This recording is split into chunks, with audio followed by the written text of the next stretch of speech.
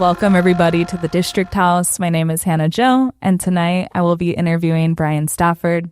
He is a wilderness and psychedelic guide. He's also a lecturer and professor at Pacifica, and a man of many more hats that he will describe to us through our journey tonight. So welcome, Brian, to the District House. It's great to be here. Thank you. Yeah, absolutely.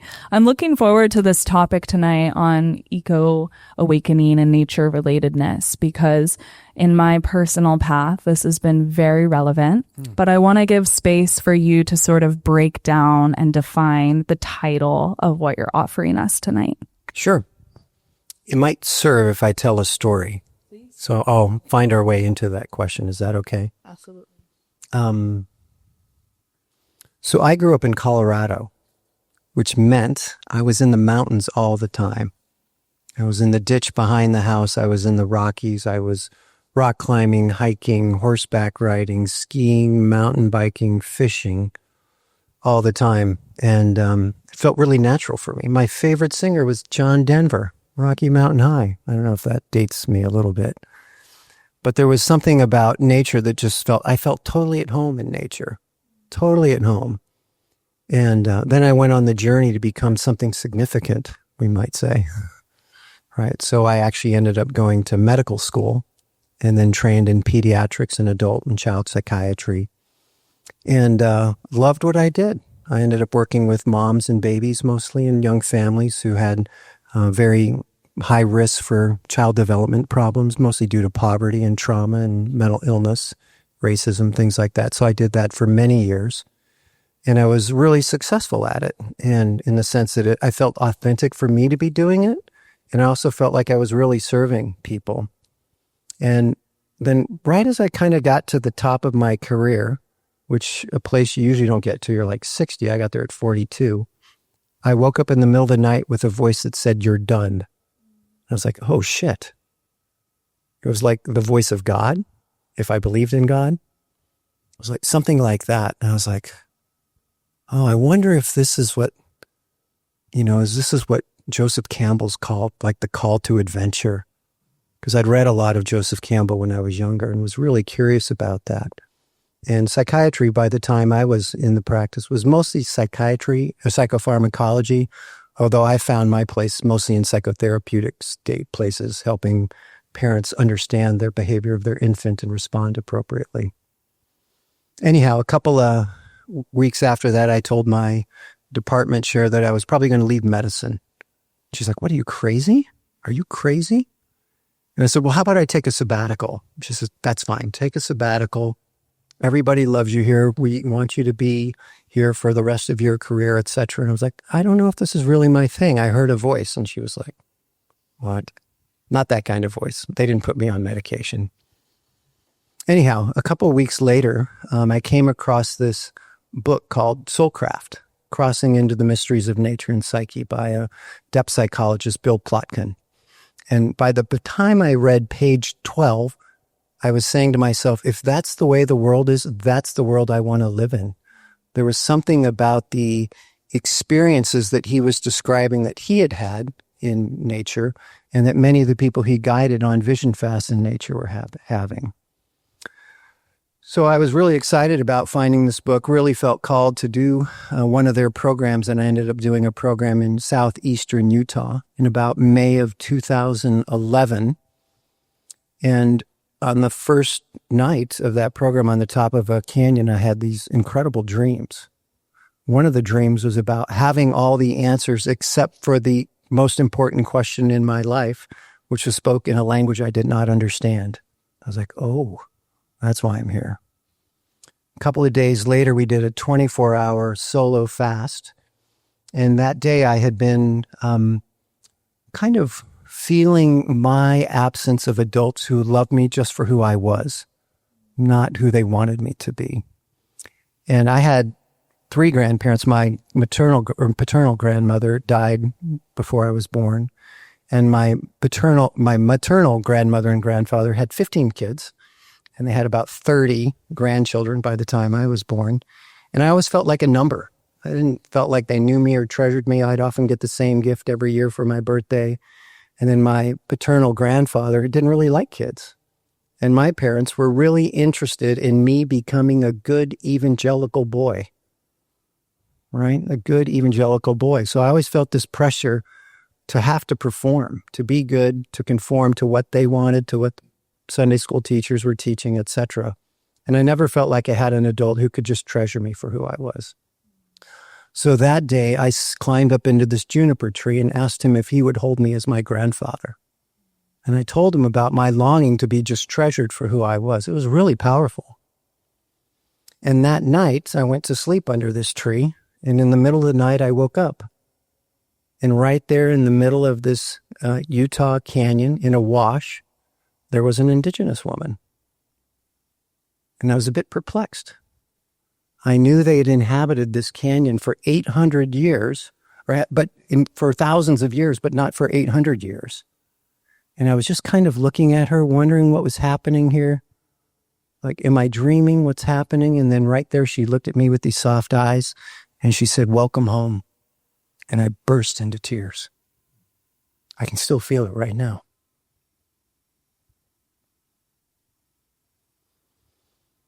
That kind of changed everything in my life, as transformative mystical experiences do. I was not psychotic. I had a mystical experience in nature without psychedelics. You don't need psychedelics. So I'm just giving you a little background here. And that experience that I had that night would be called the ecological awakening. So it's not an awakening to oneness with spirit. It's an awakening to oneness with earth. So when I'm using that term tonight, that's the primary kind of mystical encounter I'm talking about, is an ecological awakening, which removes us or brings us back from kind of an egocentric and anthropo-centric slumber that we think we or the human are the most important thing. And it recenters us that the ecology of the world is the most important thing. Something like that. Thanks for letting me digress and come back. Yeah, I mean, that context is so important for us all to be able to know you and feel you more deeply. So Thank you for sharing. Yeah, thanks for allowing me. Yeah, absolutely. And I feel curious, like, if you feel the language you heard in the dream that you didn't understand was the native language of this indigenous woman. It was actually German. Oh, interesting. I found out later. So in the dream, I'll just share the dream. I'm in a classroom. Now, I was always the best in a classroom because I was a great conformist and I could memorize things and regurgitate them on worksheets and other ways. And that helped me get along in school and, go to college and go to med school and all those kind of things. And in this classroom, she would ask a question like on a spelling bee. And then others began dropping out. And then finally, she just asked me because she knew I had all the answers. And that's the way I had felt in my life. If there was a problem in the department with a clinical scenario, with a research grant, people would come to me because I had all the answers. I was that kind of person. And then she finally says, "Brian, now for the most important question of your life." And then she said something like, "Riga syzygy." And I was like, I could feel my heart beat in the dream. "Can you repeat that slowly?" Riga syzygy. And like in a spelling bee, like, "Can you tell me the language of origin?" She didn't respond. And then I woke up just panicked that for the most important question of my life, I did not know the language that question was even spoken in. But intuitively, I knew it was the language of soul. The language of soul. About 2 weeks later, I was reading a book. It was something like Jung for Dummies, something like that. And I was reading in about page 8 or something. I saw this word SYZYGY. I was like, holy shit, that's what she said. Syzygy. And then I looked it up, and it means the marriage of the opposites. And then I realized that Jung was not bullshitting us when he was talking about the collective unconscious. That was my first experience of the collective unconscious, that I had actually had something spoken to me in a language I'd never heard before with a word that was the most important question of my life. How do I marry the opposites in my life? Masculine, feminine, light, dark, ancient, new, etc. So it wasn't the question in her language. It was the language of the collective unconscious, which is really the image, we might say, something like that. Mm-hmm. Yeah.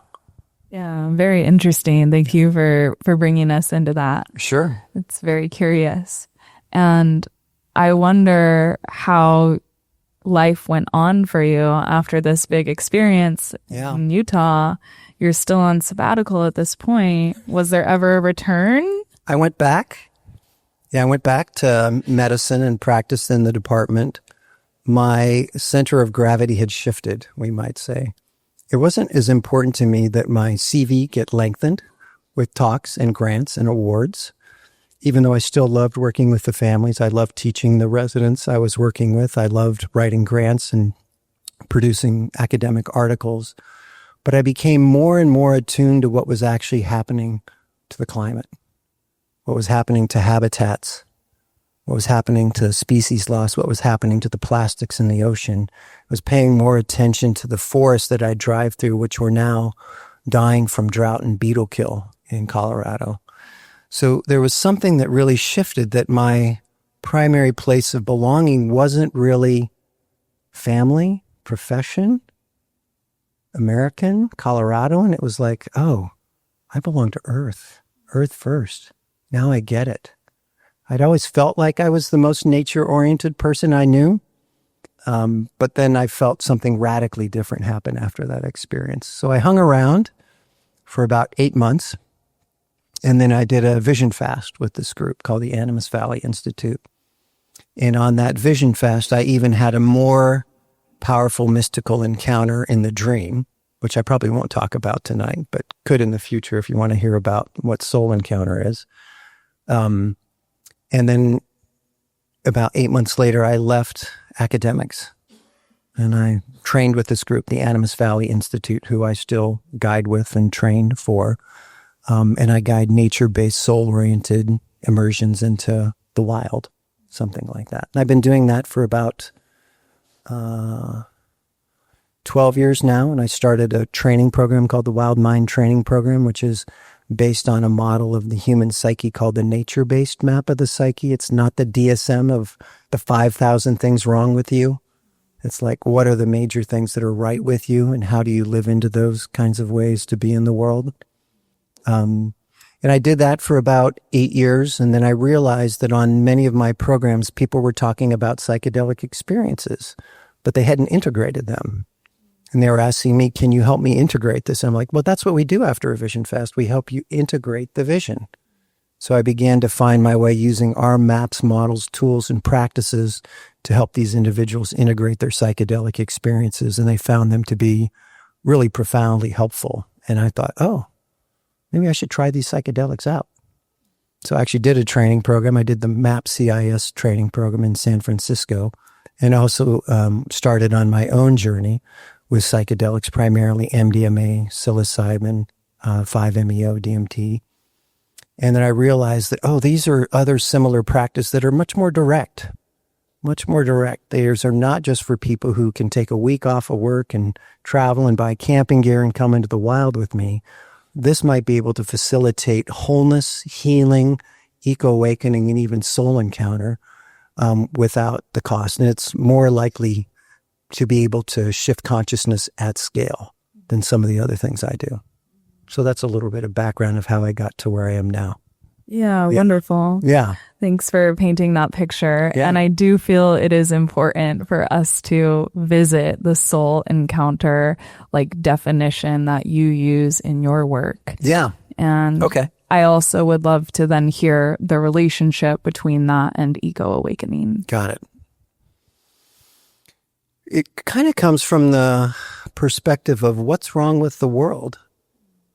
Like the earth is magnificent. What's wrong with the world? It's kind of like the human. If we look at it, my understanding is that most of the problems happening on the planet right now are related to lack of human maturation. And it might be that we've set the definition of an adult too low, far too low. Usually it's a number, 18 or 21. Other ways we might define it as someone who has a job, can be in right relationship with others, maybe volunteers once in a while, something like that, knows how to handle conflict and is also emotionally mature, That's probably what most people would consider a healthy adult. In our model, that's almost like your first adolescence. So here's a definition of adult that's based on mystical experience, okay?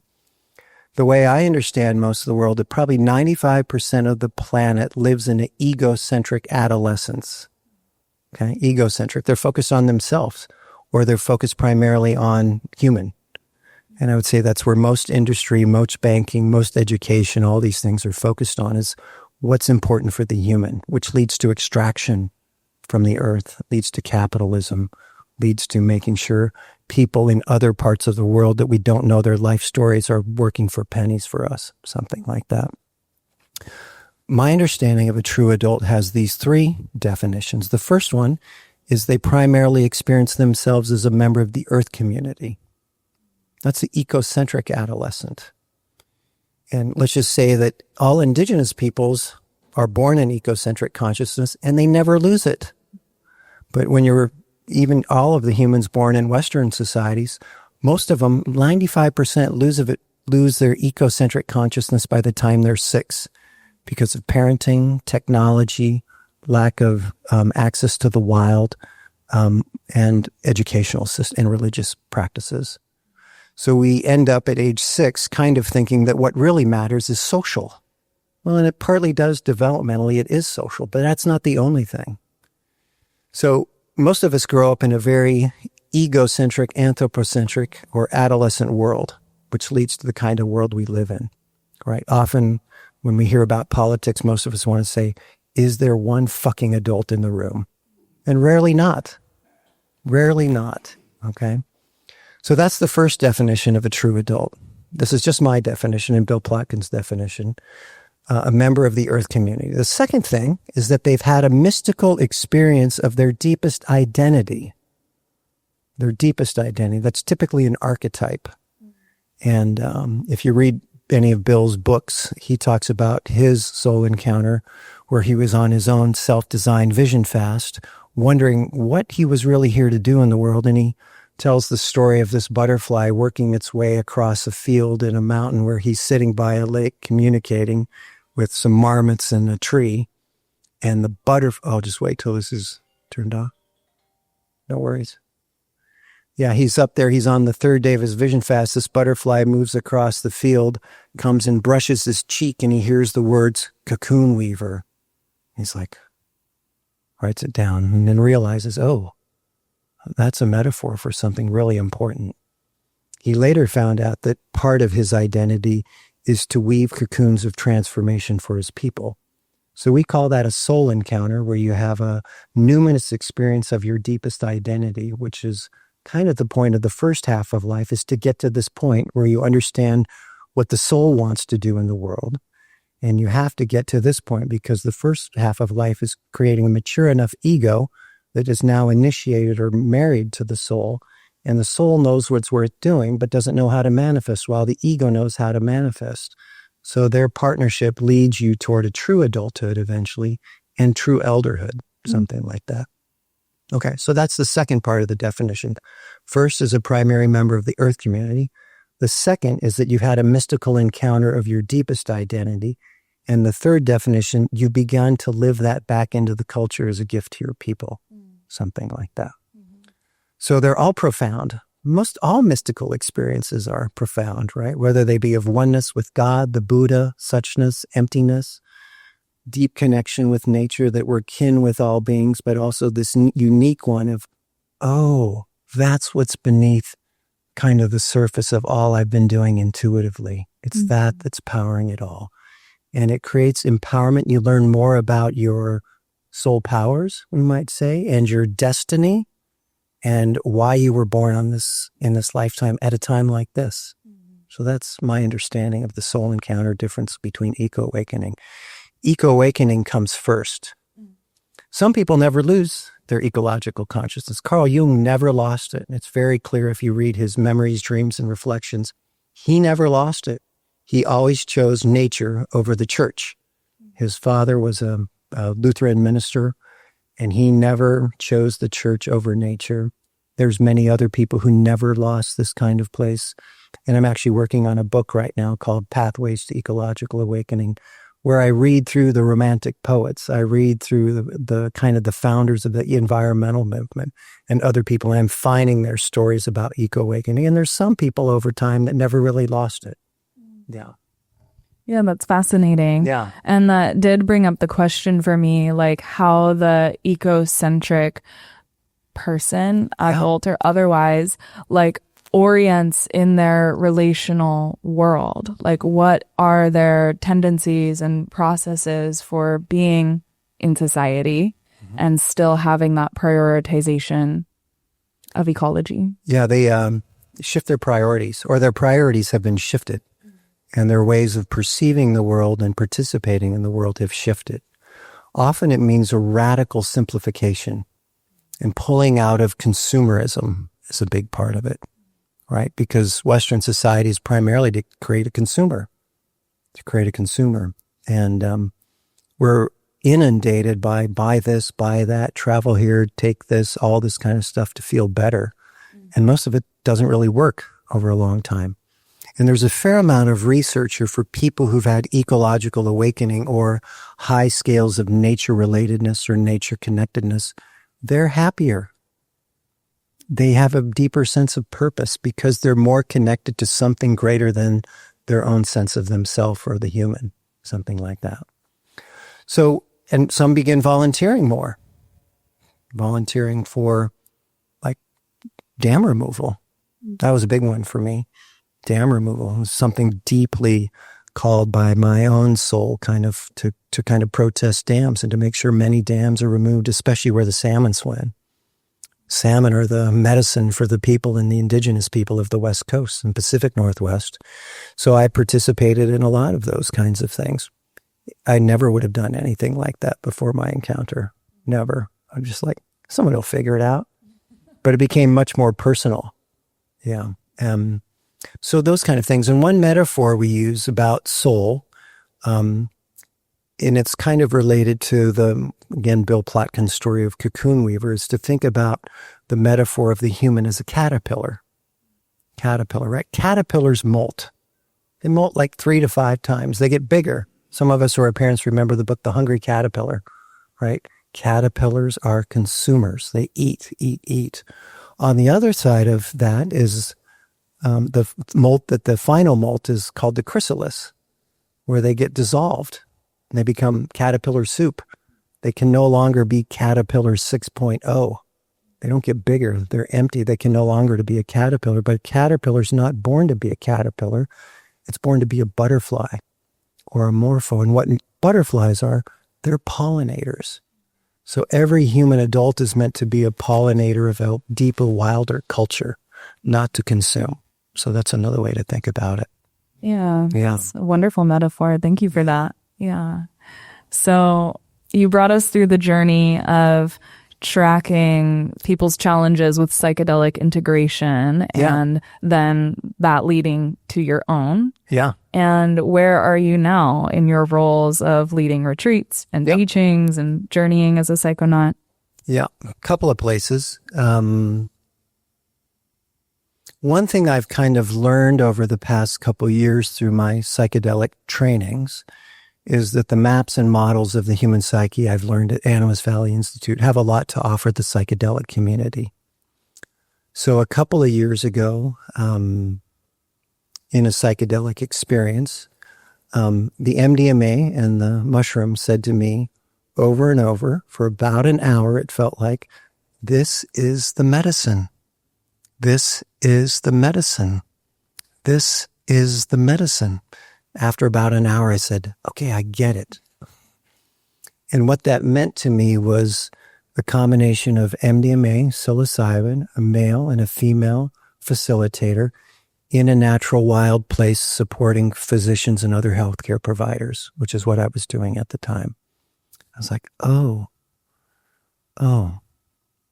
So it felt like it had just spoke to me as like, this is what your next step is. I've been weaving and learning lots of practices and skills and perspectives and understanding. You know, I majored in biochemistry and I wondered why. Now it makes sense since I teach people about psychedelics and the underlying biology and biochemistry of them. So a couple of things I've been up to. One is I approached Pacifica Graduate Institute and said, California Institute of Integral Studies has a psychedelic training program. Naropa has a psychedelic training program. Why not you? And they said, well, the chancellor or the provost isn't quite ready for something like that. So I just kept pushing. And then they had a conference maybe 2 years ago in December, and it was sponsored by Pacifica and also the International Association of Analytical Psychologists. So these are the Jungian analysts. And they had some speakers talk about psychedelics. I said, can I speak? And they said, no, you're not an analyst. So I said, okay, I'll just ask a lot of questions. And then at the end of that, they said, Brian, we think you're the one to actually bring this forth. Would you like to do it? And I was like, I was born for this. Of course. I'd love to do it. So at Pacifica, we've started off slowly. We've been offering a 12 or 16-week psychedelic assisted certificate program. It's called Psychedelics and Depth Psychology, Treatment and Transformation in an Animated Cosmos. Okay, so it's a different worldview. Psychedelics primarily now are being used in the psychological or psychiatric treatment space because they work. They work. MDMA is a profound treatment for PTSD. Psilocybin is a profound treatment for treatment-resistant depression. We're finding that these mechanisms, these interconnective, integrative, sacred molecules allow people to move through almost every psychiatric disorder there is, which is going to destroy the psychiatric worldview, which I'm very happy about. The whole pathology, symptom, disorder worldview is one that comes from a very anthropo-centric and problem-focused psyche. If we live in wholeness and we're deeply connected to an animated cosmos, that's a different worldview. And so I proposed that to them. Dylan Francisco is one of the professors there. He was very supportive of this, and we've been building this. So last year we ran a certificate program for 13 weeks, 80 students over 13 weeks on Wednesday nights, unfortunately, because it interferes with district. And then they gave us permission to create level 2. So level 2 is going to happen this fall. It's going to be about like 8 different psychedelic assisted therapy models of how to support transformation. So we'll have some of the world-class clinicians and theorists and academics and integrators and all those kinds of folks who are going to be teaching in that. And then they gave me permission to develop our own 3-year psychedelic experiential and facilitation training program. So we're building toward that, which will hopefully start in 2027. So the first 15 to 18 months will be primarily our trainees being facilitated in psychedelic experience by very seasoned clinicians in different medicines, ketamine, MDMA, psilocybin, 5-MeO, and then you get to choose ayahuasca or ibogaine or some others. And then we'll mentor you, we'll prepare you for the journey, we'll support you in the journey, we'll integrate with you, and then we'll offer group and individual mentorship and reflective supervision. And then you'll work with these facilitators in group, individual therapy, or nature-based facilitation to know how to become this kind of very skilled and very supported facilitator. And I've started this because I feel like this is what my whole life has been leading up to, because I've been a psychiatry trainer, I've been a nature-based connection trainer, now a psychedelic trainer. And in partnership with lots of other important organizations and clinicians, I want to create a model that takes us out of the clinical, deeply connected to nature, deeply connected to soul, deeply connected to an animated cosmos where everything is alive and speaking, if you would just listen. Something like that. So that's kind of what I'm up to, and that's why I'm also going to Denver to kind of pitch this. They have their own little Shark Tank where all the psychedelic funders will be listening in, because I have this idea for this training program and also how to get physicians in to learn about these medicines and also experience them and get what's really important to them, continuing medical education, but it's an experiential psychedelic education. So those are some of the things I'm up to besides writing this book and guiding other things with the Animas Valley Institute. And maybe once a month, I'll journey with individuals who want to journey with me. Yeah. Wow, that sounds phenomenal. I'm really excited for the development of that. Yeah. Hopefully it'll come through. Yeah, and definitely energize your proposal endeavor. Thank you. Feels important. Yeah. Yeah. Well, I feel like you just named a couple things that sort of tied together your journey. And earlier you mentioned soul powers.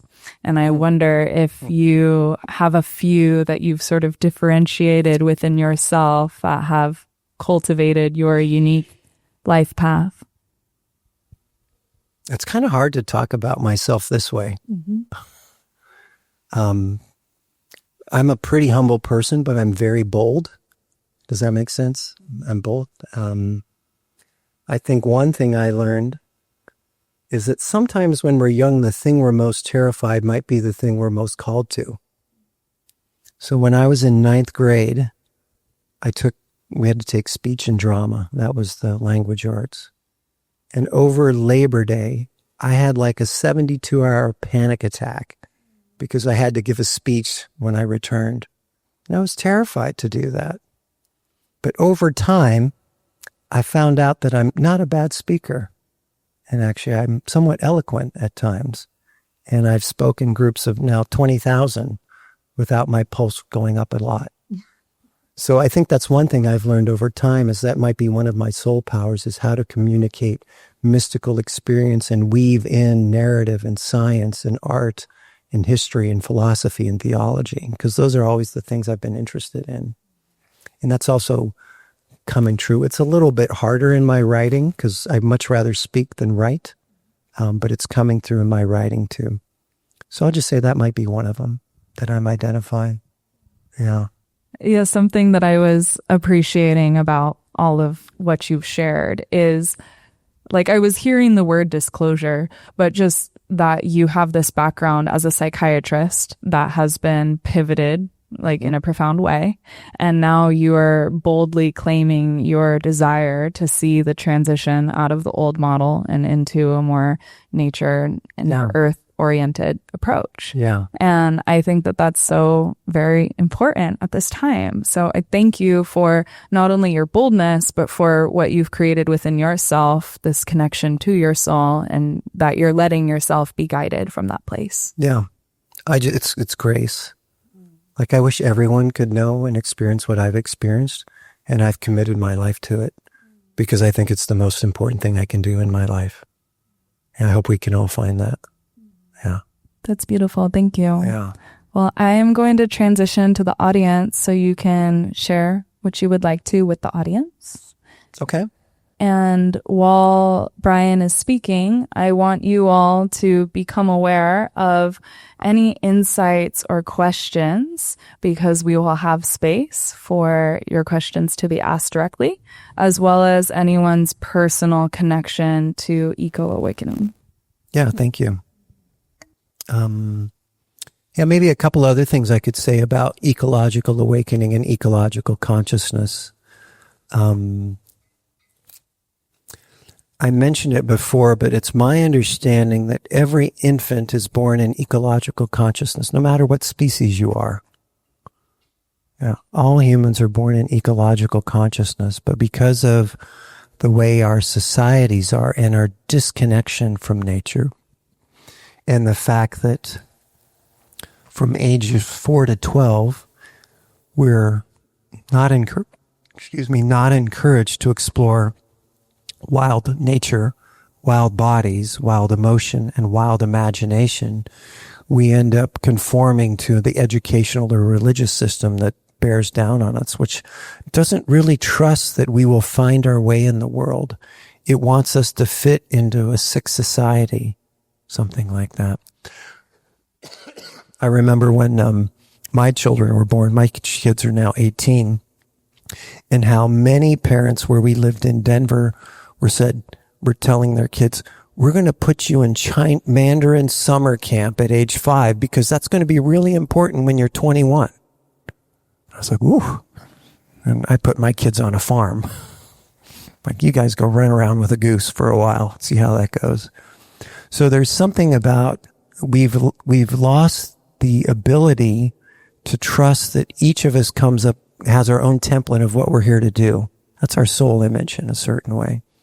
And we try and make it easier so that we can fit into society, which means we often have to conform ourselves into a capitalistic, technological, industrial growth society, which is destroying the planet. And it's hard. It's hard to pull out of that and to find a more ecological way. I make about 1/5 that I did as a physician. That's hard. It was hard on my family, but it was totally authentic. It's like, I can't do this anymore. So to go back to children are born in ecological consciousness and they only lose it.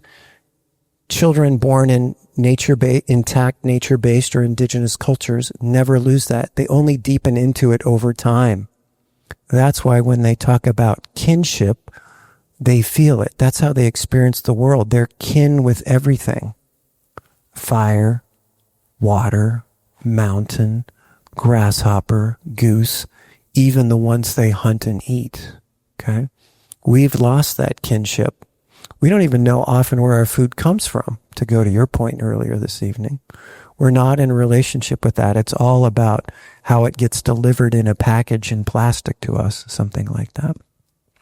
So this whole concept of ecological awakening is an artifact of being raised in a westernized society. Nature-based peoples who are doing sacred medicines don't have this experience because they've never lost it. They become even more deeply connected to each other and the plants around them, the animals around them, and the cosmos, but they don't have such a profound awakening because they don't need it. It's just something waiting for us in our psyche if we would turn toward it, either in some of the practices I offer on my wilderness programs or with psychedelics, that they'll wake up and remember what this is. So for me, this is the most important shift of consciousness that Western society needs, is to remember that our primary place of belonging is not family, it's not religion, certainly it's not religion, it's not government or nation, it's the earth. And it's important to me because it might be the one thing that we could all find to come together on. If we all have this similar experience, it doesn't matter if you're from Texas or California or Israel or Gaza or Russia or Ukraine. What becomes most important is not the land you hold, but the planet that we all live in. This is also what the astronauts experience when they're out in space. The Earthrise phenomena. Like, what was the name of the guy from Star Trek? Did anybody know the name of that actor? William Shatner, right? He went up on one of these recent flights. He came back in tears, realizing that his primary place of belonging was actually Earth. He could see this blue-green pearl against this incredibly dark sky and realized how precious it was. That's also it. The Earth somehow self-regulates. When we get too far from it, we realize what we have totally shifted his state of consciousness here. Okay. So eco-centric consciousness, as I mentioned before, really shifts, or eco-centric, it becomes the center of what's important. It's not just me. It's not my retirement fund.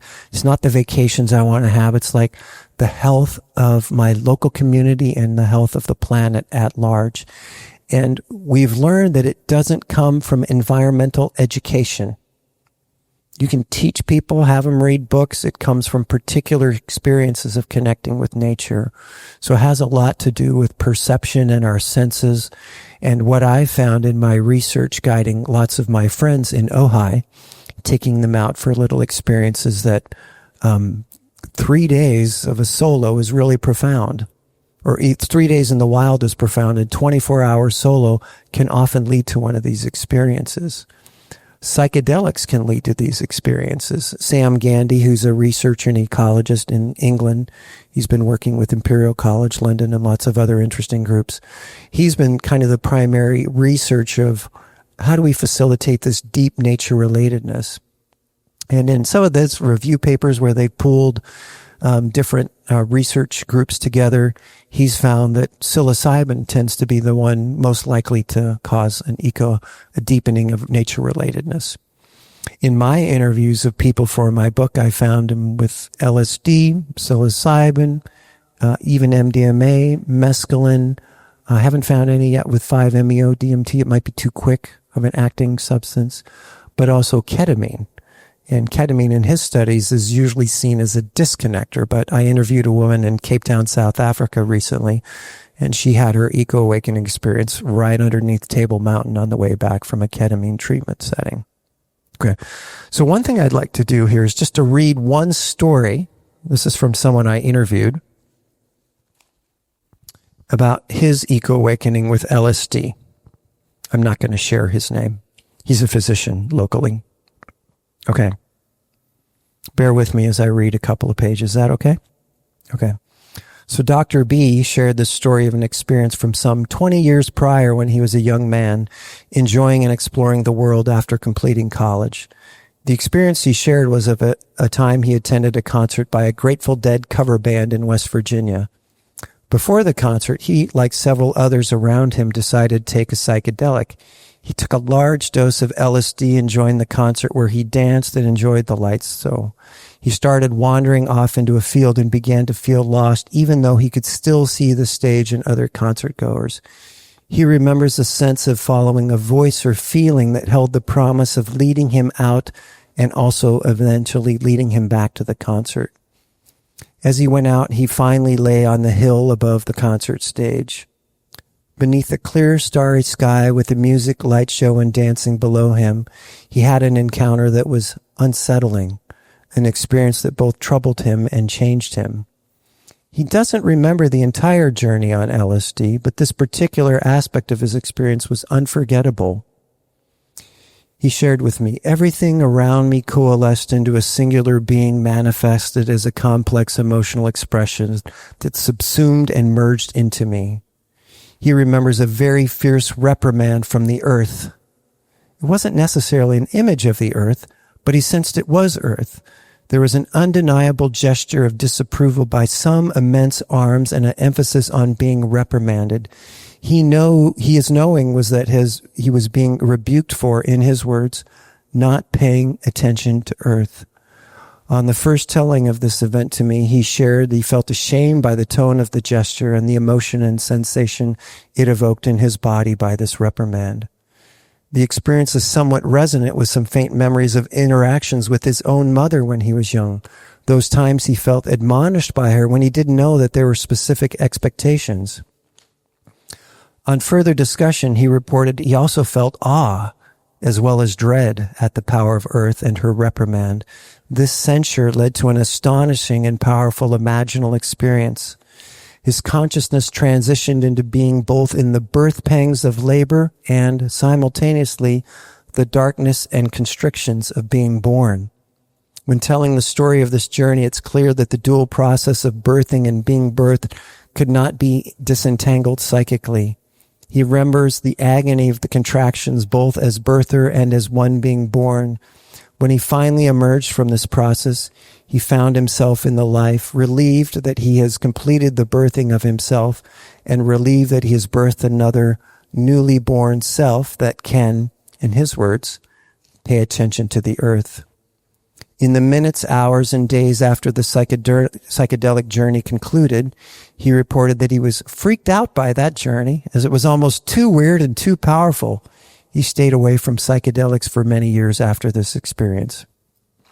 When asked how this experience changed the way he perceived and participated in the world, he shared that he went on and pursued a minor in environmental education. He joined ecological activist groups. His final independent study project was investigating aspects of environmental activism in New York City. He also stopped eating animals.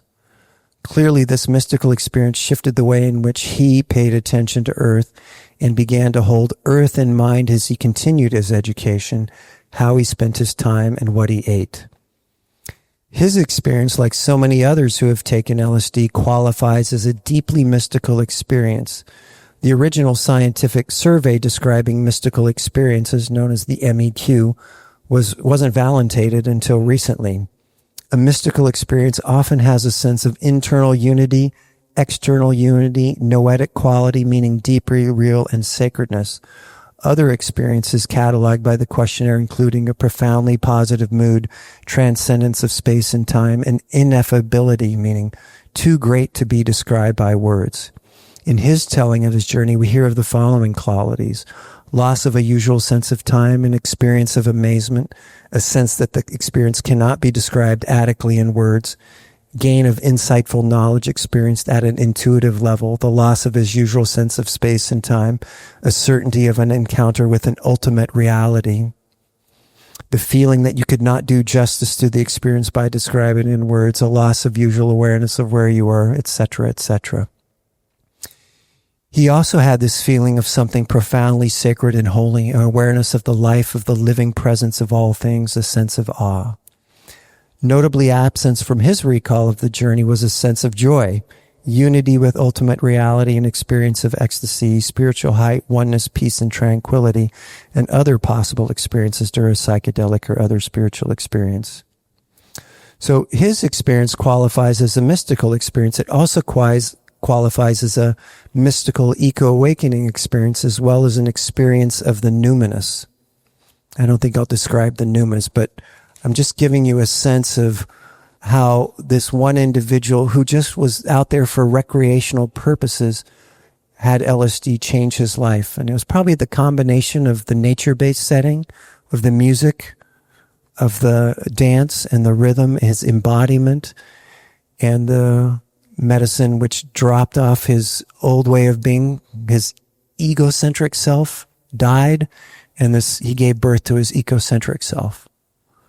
So that's a very unique experience, not with psilocybin, but with LSD, of an eco-awakening experience. So I just thought I'd share that with you as a possibility of what can happen with psychedelics. And again, for me, waking people up to their primary place of belonging in the earth community is the most important thing I think we can do culturally. I think healing's important. I think reconnecting to nature is almost more important.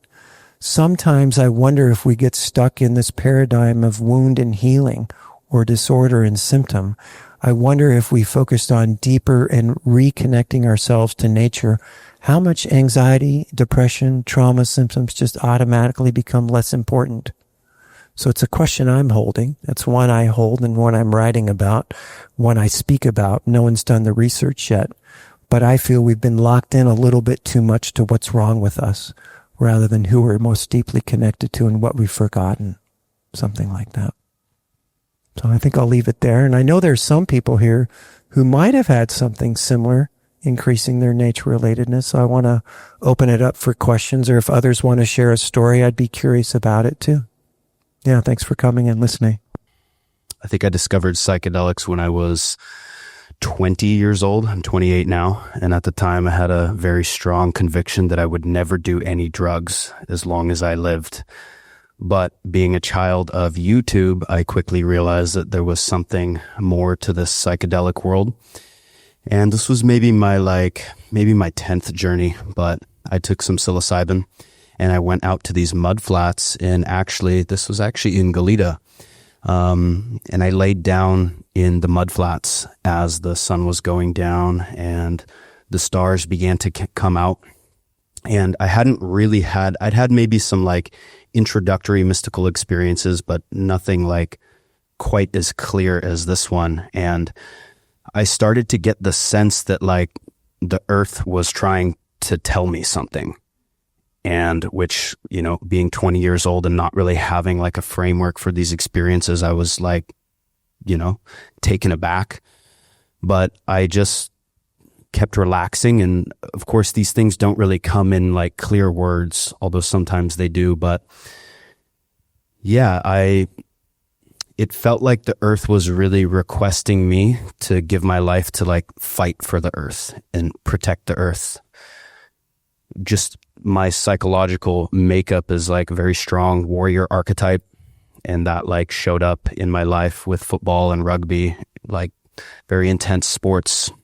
But I was looking for something else to commit my life to, basically. And yeah, I just got a very, very strong message that the earth really needed people and men and warriors to stand up and do something because it's not happening. Like the earth is really desperate and is really crying out for all of us to do our part and become living examples of sustainability, health, higher consciousness. And so, that was really a pivotal moment in my life. And really since then, that has been like the key experience that directed me. And I didn't know, I was like, what? Okay. What do I do like with that? But the message was so strong that that's what kind of initiated this like large scale study process of consciousness, psychology. You mentioned you went to the Integral Institute, right? So integral theory was one of my most passionate fields of study, and as well as like health, integrative kinesiology, all these things. And I can just like say that these experiences, when they happen and they wake you up, like it can have a lasting impact on your life. And I look back now and like that experience has shaped me in just profound ways. And I'm deeply grateful for that. And so, just a story.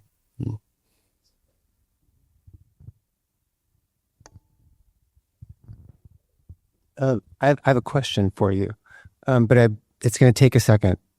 Sorry. So, I never lost my nature orientation. I grew up surfing, and I don't know, a lot of times surfing just looks like guys are sitting out there, but if you've ever fought your life for, in 6-foot shore break that's sucking you into the undertow, you might understand like what it's like to do that over and over again as you grow up.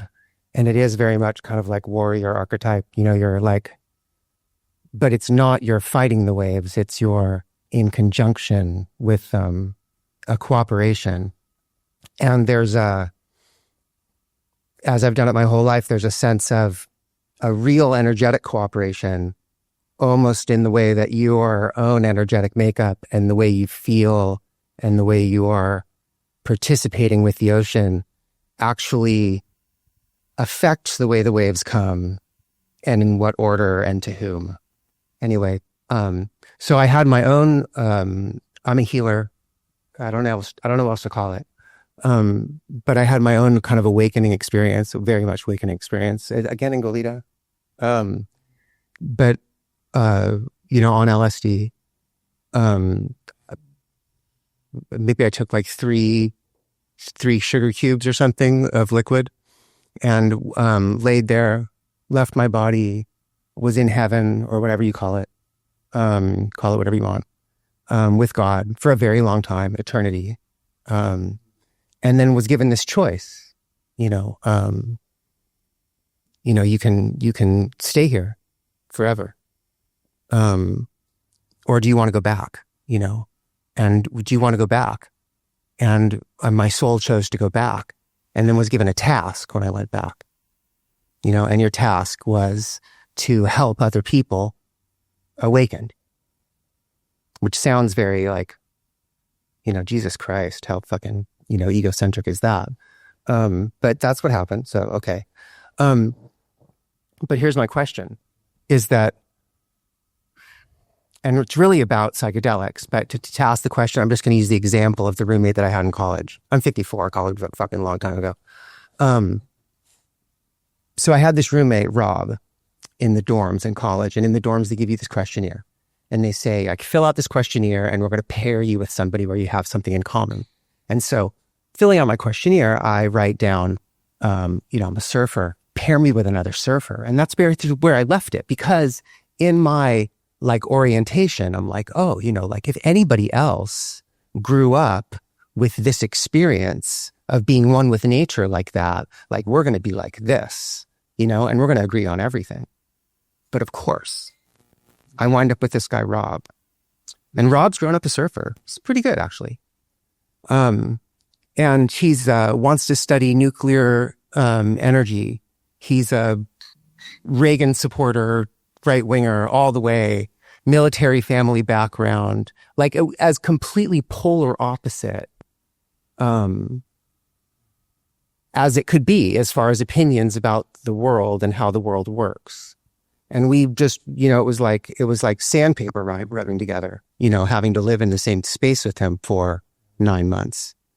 And so my question is, seeing and experiencing other people do psychedelics over the years, I've noticed the same thing. And I want to know, in your opinion, not everybody comes out of this psychedelic experience and they can take tons of fucking psychedelics. They can do DMT. They can go, drop acid for days in the fucking desert, and they don't come back grokking with nature. A lot of people do, but a lot of people don't. And so, in my opinion, well, actually, fuck my opinion. What I want to know your opinion. Is that because of their integration? Is that because they have misunderstood the experience? Is that due to just set and setting? Why don't they make that connection? It's a $1 million question. It's a great one. Part of it probably is set and setting. So let me describe how I guide eco-awakening as a wilderness guide, which I also do, because it might be pertinent here.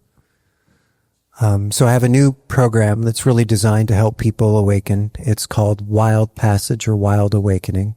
It's a 6 or 7 day program in the wild. The first time I guided it was in South Africa in April, and everybody had the experience.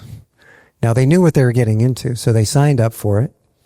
And what we do in our programs is we help open what we call the 4 windows of knowing. Okay, this is about consciousness, right? One way to think about consciousness is it's the entirety of our attention, our perception, our embodiment, our emotions, and our images. Our images, that's usually dropped off of most people's conception of consciousness, and our thoughts. And when we guide programs, I rarely ask anybody what they're thinking, because everyone is always thinking, and that's not the way to change your life.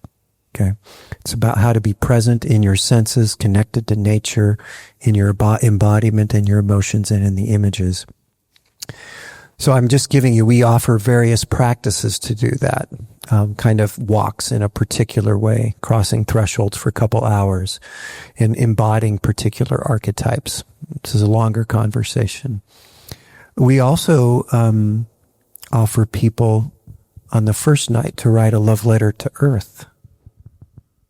And that's interesting, of who can and who cannot and what happens. I might even invite you to do that tonight. Write a love letter to Earth. See what happens to you. And on the third day, excuse me, we offer a grief ritual. We really name what's happening planetarily, to which species we've lost, to which areas are so polluted you can't go there anymore, to the great, what's it called in the Pacific, the great plastic patch. We name all of these things, and it begins to crack people open. Even hard-headed men begin to tear up, actually. They often remember times as child where they felt connected to nature, and that opens them up too. So we have a grief ritual process. The other thing we do on the 4th day is we do a practice that was designed by John Seed, who's the founder of the Deep Ecology Network in Australia, and also Joanna Macy of the work that reconnects here in the States and now international. And it's called the Council of All Beings. So in the Council of All Beings, what you're invited to do is to kind of spend 6 hours walking around a beautiful place of nature, wondering which animal or which being on our planet wants you to speak for them in a council. I guide it a little differently. I guide them in deeper into their imagination so that a being actually appears from the unconsciousness that wants to be represented. Then we go to the art store and we create masks of the beings that we're becoming. And then we seed the council in a certain way so that when it comes your turn to speak, you're speaking as that being, and you're talking about what it's like for your species to live on the planet right now. It's profoundly opening, even for the hardest of hardest, when they hear the other animals speaking about what we've done to their habitats. Eventually, we send them out with particular invitations for a 30-hour solo. So they're out on their own, fasting somewhere in the wild. I know where they are. My co-guide knows where they are. But we've invited them to do particular practices out there for 30 hours, and then to come back, we feed them, and then the next day we hear their stories. And I'd say probably 90% of the time I've done this with individuals who are egocentric and anthropo-centric, they have a pretty significant awakening to what the earth is. A big heart opening toward it, and big grief that they hadn't known. It's kind of all at the same time. And it's the particular process of opening our ability to be in our senses and to pay attention and to be in our body and our emotions and the images. That's exactly what psychedelics do inherently. They, as probably you've heard other speakers or you've read in certain books, they begin to dissolve what we call the default mode network, which is our ego, which is primarily about strategic thought, planning, because we need something like that when we're young in order to survive, but it hinders our ability to fully perceive and participate in the world. So we're doing that with these practices, whereas psychedelics does it directly if it's a high enough dose. These deeper brain structures, is partly what's happening, come to the fore, like the ecological self in this young man's story and the story I read, or the great mother of earth archetype comes and chastises him. These deeper structures that are within ourselves as images, emotions, they're their own consciousness, help us find our way forward. And the psychedelics release them. So no one's done the study yet, but I'm hopeful that with the right setting and dose and cracking people open enough to realize that what most of us are doing, especially in this country right now, it will lead to the less likelihood of there being human life, yet alone all other life on this planet in a couple hundred years. It's terrifying. So we really rev it up. Whether people will sign up for it is another question. My big dream is to take a lot of different people into the sphere in Las Vegas and have everybody do psilocybin to some amazing nature-based things with plant odors and waterfall sounds and just see what happens. I'm really curious if that is such a sensation overload that people would get it. So that's my moonshot. That's my earth shot, so to speak. And I don't know if anybody will ever find it, but I'm curious about that. Yeah. Yeah, it's a great question. I don't know. There's the challenge with psychedelics is they don't make you psychotic, except sometimes when they do, right? And they're healing, except when they're not. And they're eco-awakening, except where they're not. And often they're humbling, except when they serve as ego inflators to certain people. So part of it is, my understanding is we live in such an unhealthy society, probably the most unhealthy society ever on the planet, that we can actually destroy the life base for ourselves and others, is that psychedelics for us don't do the same as they would for indigenous people who are just much more put together psychically. They're less wounded. They're less addicted. They're more mature. They've had rites of passages, all these things. In our culture, we'd hardly have any of that kind of stuff. So what happens during a journey is not also held by elders and initiators. It's held by peers who might begin praising you and inflating you rather than being fierce with you. What we need are fierce initiators and guides, not people who inflate each other. So that's also one of the hopes for the training program. Yeah. So I have a question about generational awareness to the echo identity that you talked about. So my dad was in the war, the World War II, in the Navy, and he spent it with the indigenous people in the South Pacific. And one of my friends said, I think it's called epigenetics, where you change who you are from the environment and the culture you're around. And it was born into me. He saw this as an infant to be at the ocean.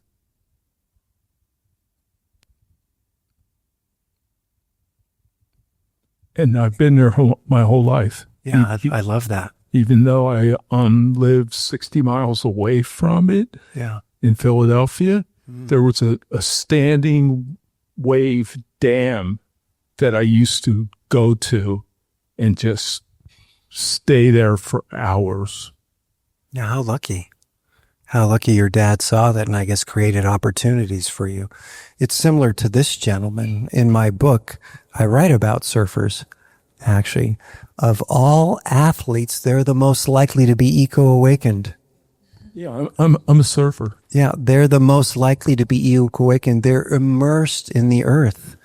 They're in relationship with the wave and the dolphins. The relationship I had with the dolphins Exactly. is like psychedelic. It is. Yeah. Yeah, so there's this kinship, not just with the other beings and the birds and the dolphins, but also the waters and the force of the mother herself. The only thing that comes, the second place is way down the list. I mean, in terms of percentage, it's actually backcountry skiers. So backcountry skiers are also higher of the two athletes of all the different types I've interviewed that seem to have more of these ecological consciousness. Front country skiers on ski lifts and snowboards, not so much. Once in a while, especially if they're dropping acid at the end of the day. But not as much as surfers or backcountry skiers. Yeah. I'm so glad that your father had that experience, even though he was in the war and was able to offer it to you. Yeah, it was a result of his duty. He was on a supply ship. Yeah. And the destroyers couldn't come into the atolls, so the low draft tanker went out to the destroyer. Yeah. And during the battle, he was with the indigenous people. Yeah. Well, maybe that's a good segue. I'd like to share the many pathways to ecological awakening, because my book isn't just about psychedelics, it's about the many pathways. So the best pathway is to not have to go on the pathway, which is to be raised in a nature-based culture. Okay. You never lose it. But one way back is to spend at least 2 weeks in a nature-based or indigenous culture. Many people becoming entrained in the cycles of the day and the cycles of the season and away from your technology and away from your other identity, we usually have an eco-awakening experiencing during that 2 weeks. It's pretty fascinating. So we might rethink ecotourism. We might say something like that. Okay. Another way is obviously psychedelics. A third way is the ones that I've been talking about that I guide through the Animas Valley Institute is nature-based program where you're opening yourself to your senses, your body, your emotions, and your imagination, and it's solo. Those are very powerful ecological awakeners as well. There's a question of whether, like, forest therapy does that. I haven't met anybody that happened, but it could be possible.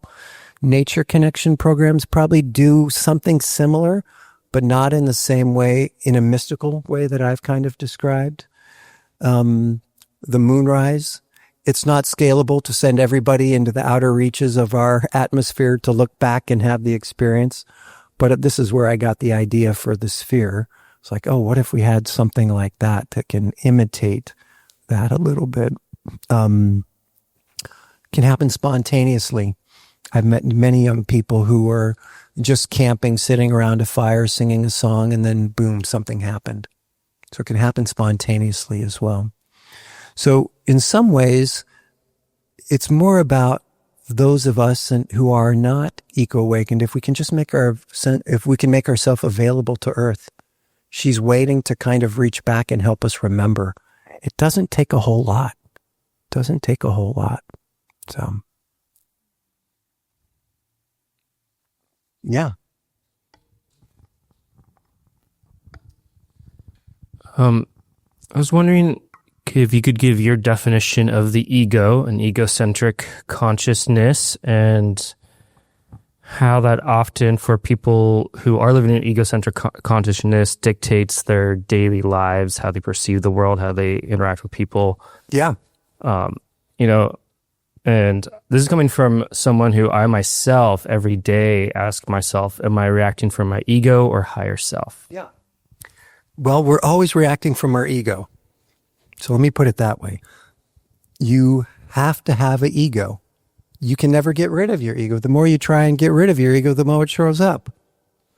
The ego is kind of the way that your own consciousness maneuvers in everyday world. Okay? So there's different kinds of egos too. So one, the way I was talking about earlier with, are there no adults in the room? There's immature egos. Immature egos, and not young, but in the sense of immature, of not mature. In immature meaning primarily coming from a place of woundedness or power over or addiction or escape or from shadow. Okay, so this comes from part of our nature-based map at the human psyche. So there are particular archetypes, this is also from Jung, primary energy patterns or patterns in the world. And the mature archetypes that we've identified, I'll just name 4 basic categories.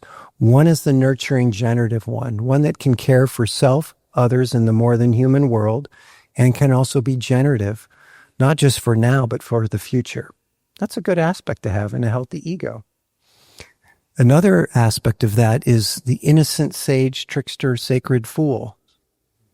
Those are also healthy archetypes. One who's innocent, who can show up in new spaces going, I wonder what would happen here, rather than assuming something's going to happen here. And the sage who knows that, yeah, suffering happens in the world. It's part of the world, but I can also understand that wisdom, and I too can become innocent again. Kind of like the Dalai Lama. You know how he looks like a old 5-year-old? Kind of just looking at you, and you're just like, wow, that kind of quality. And also the trickster, that life's kind of a joke, and the sacred fool knows it's all a cosmic joke. So who cares?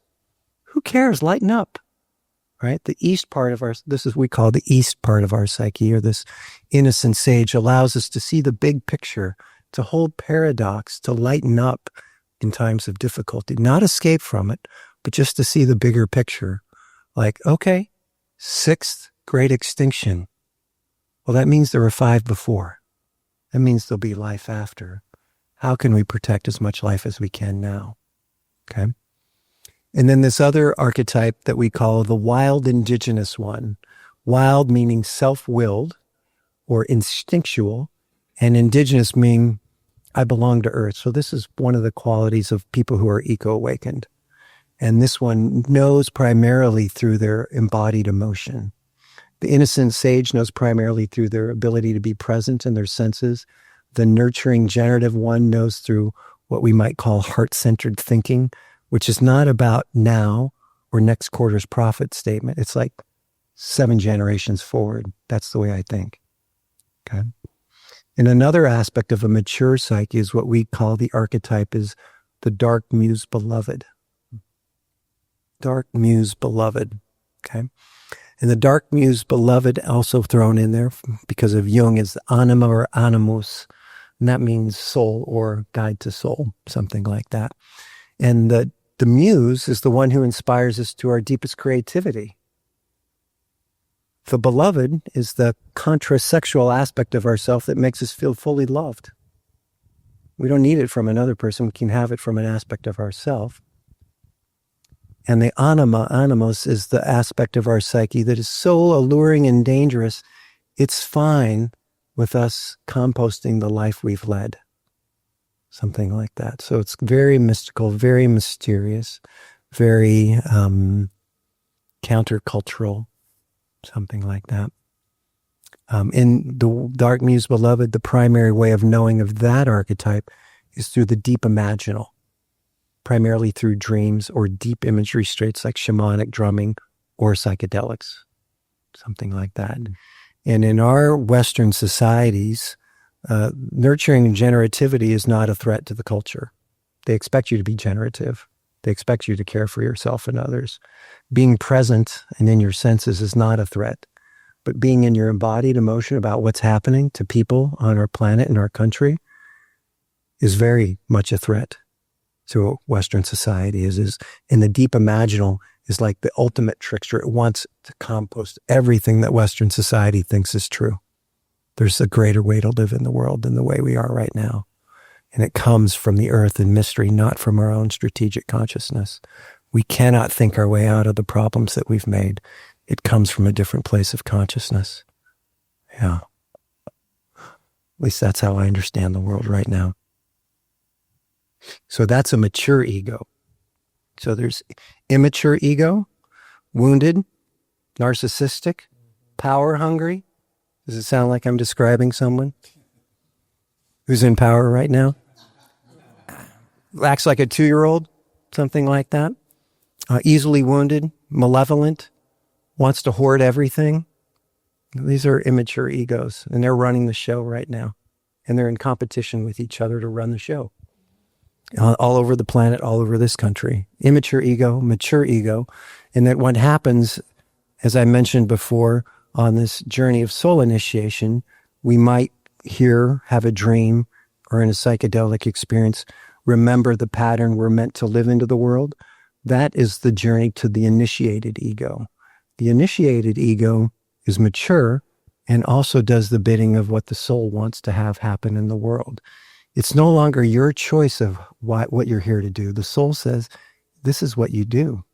If you would have asked me at 18 if I'd be guiding people into psychedelics, I would have said, no, I'd probably go to hell if I did that because of my upbringing. But the soul, 40 years later, says, you're actually born for this. This is why you came. So show up. Just like we've heard from some other people's stories. Pay attention to earth. Help people awaken. It's not narcissistic. It's a deep calling. It should make us tremble. And also it might bring us the deepest joy we have. So. Yeah. Thank you. Beautiful. Yeah.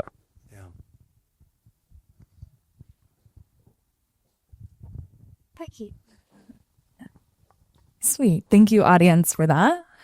Brian, I have a final few questions for you. Making me nervous just saying it that way. And I'll try and tell the truth. Yeah, my ask is that you do tell the truth and that you share your unfiltered response. Ooh. And these questions have been created by Jacob. I asked them to each guest. Okay. So my first question for you is, if you were stranded on a deserted island and you only had one book, what are you reading? Wow. I'm in a different scenario.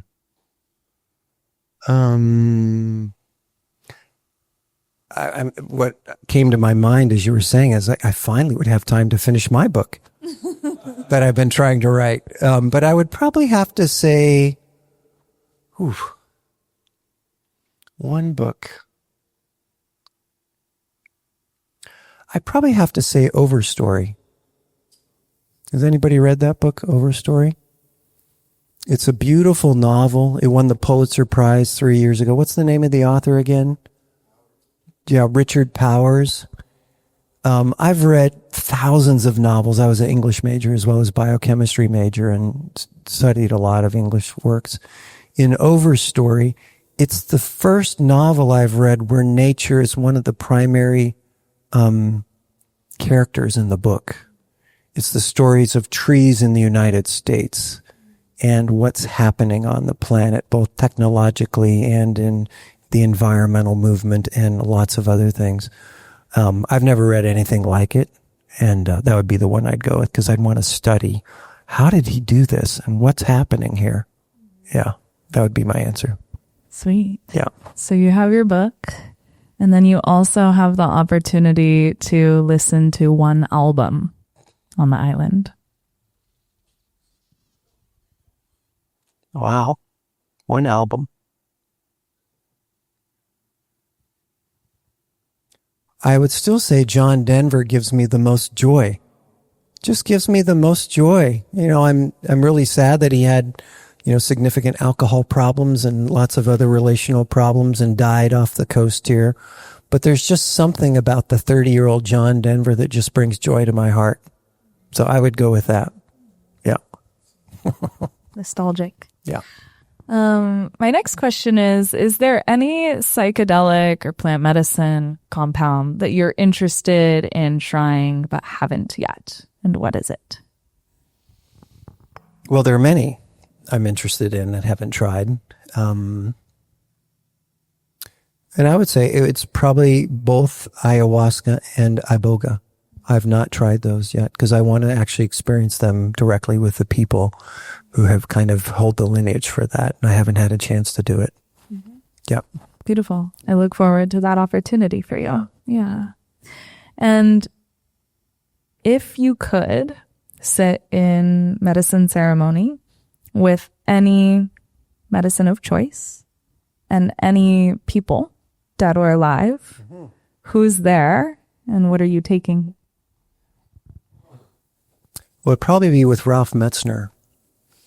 Ralph Metzner, as you know, was part of the original studies at Harvard, students of Ram Dass and Timothy O'Leary, and also the chancellor at CIIS, and one of the proponents of ecological thinking and also psychedelic medicine. I never got to meet him, but I find his books profound in so many different ways. And I got to meet his widower a couple years ago, and after she was talking for me, wow, she's like, it's kind of like I'm talking to Ralph, because you have the same interest in psychedelics and nature and consciousness. It's kind of freaky.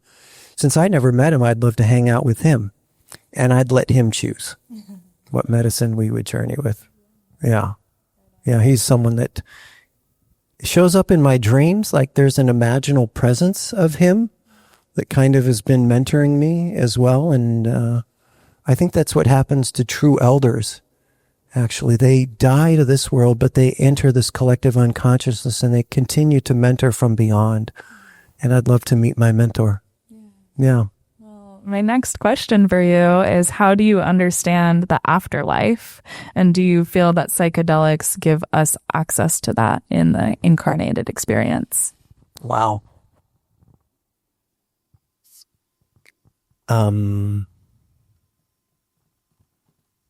How to answer this one?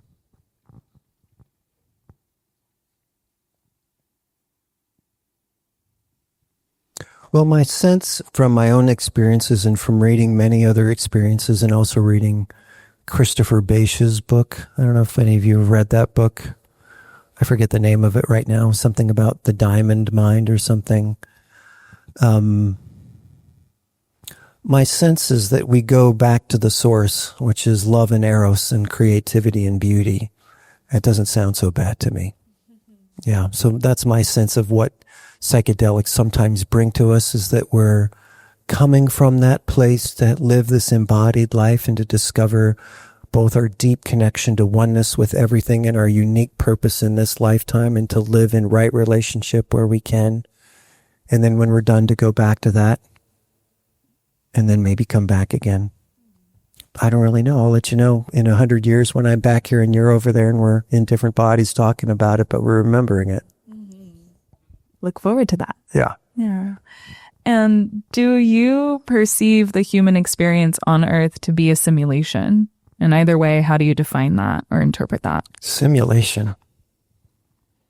Not at all. Not at all. I think from my experiences in many non-ordinary states of consciousness, it's meant to be lived as deeply, as fully as possible. It's always too short. It's always too short. So I just encourage people to live with intention and go for it.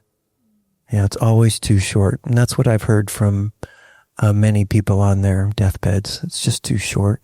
I wish I hadn't wasted time worrying about things or not getting over things or hesitating or listening to that inner critic that says you're not capable. It's always too short. Yeah, pursue what you love. Pursue your bliss.